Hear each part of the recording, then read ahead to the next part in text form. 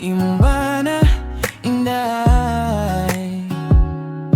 Basin mapulan sa sige nimo kasaba pirmi.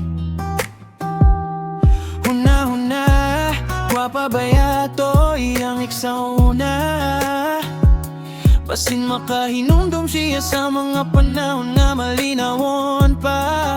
Sa una ikaw ragyo di ang gipili. Bisan dagan migukod niya ikaw gihapon ang nadani. Pero kung adlaw-adlaw puro na lang kasuko. Basin usa ka adlaw mahurot sa diyang pasensya o gugma nimo. Dili tanan laki kusgan pirmi. Usahay kapoy sad sila magpakabutan. Kung unsa ka kasakit ang imong gibati mausad na usahay lang gitago sa ilang dughan. Ayaw gyud duway imong bana.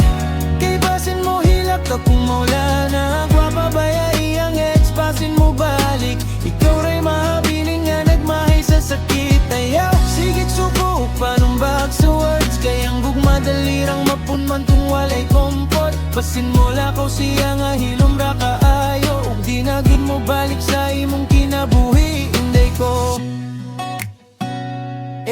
kabalo ko usay lisod po nga ng kalagot. Labi na kong stress o problema ang gaabot. Pero dili tanan butang dapat kasaban. Kayang lalaki gusto sa kalinaw sa panimalay.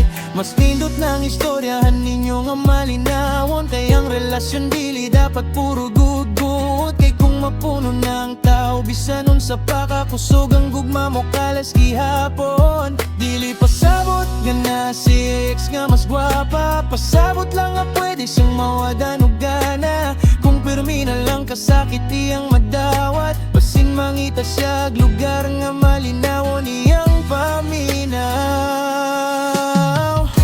Ayaw gyud away imong bana. Ipakita nga siya gihapon imong kalipay ug pahulay. Kayang tinuod nga gugma dili puro kasaba. Kundi pagsabot bisan lisod na. Kay basin usa ka adlaw matakang nga siya wala na.